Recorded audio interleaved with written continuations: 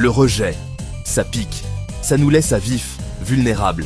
Mais si on osait voir le rejet, non pas comme une fin, mais comme un commencement, si on l'accueillait comme un mentor inattendu, qui nous guide vers notre moi authentique. Le rejet parle rarement de nous, et presque toujours de la personne qui rejette.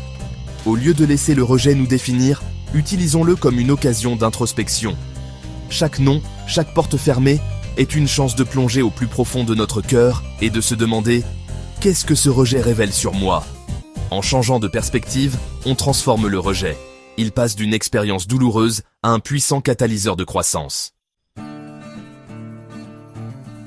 Le rejet a une drôle de façon d'illuminer les recoins cachés de notre cœur. Ces endroits sensibles qu'on essaie de protéger, les blessures qu'on porte depuis des expériences passées, le rejet met en lumière tout ça.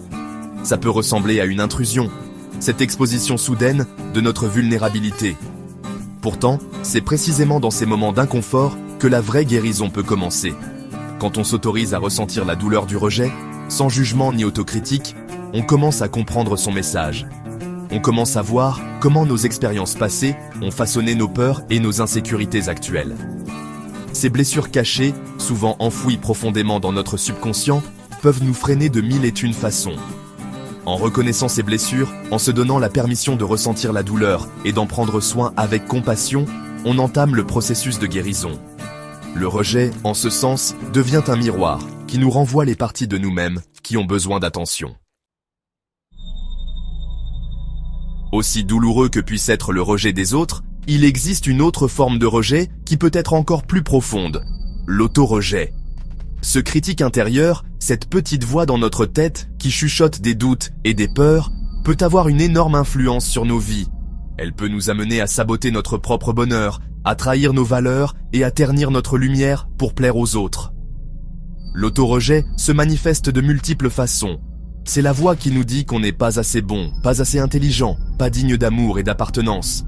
Cette peur du rejet, cette croyance profondément ancrée qu'on est imparfait ou indigne, peut nous piéger dans un cycle d'auto-sabotage. Mais il y a de l'espoir. En cultivant l'autocompassion et en pratiquant l'acceptation de soi, on peut commencer à remettre en question ces croyances limitantes et à accéder à notre véritable pouvoir.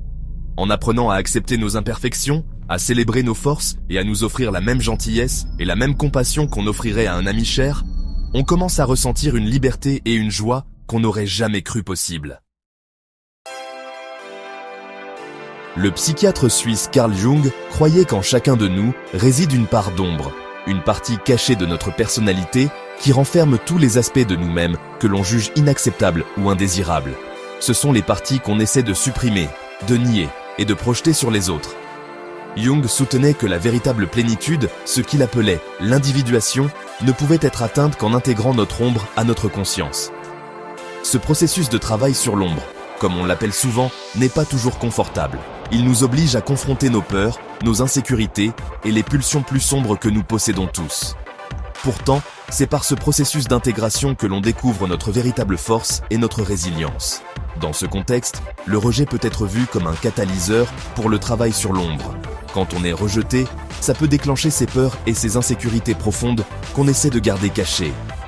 En acceptant notre ombre, on cesse de projeter nos insécurités sur les autres et on devient des personnes plus compatissantes et compréhensives, capables de faire de la place, à la fois à la lumière et à l'ombre, en nous et chez les autres.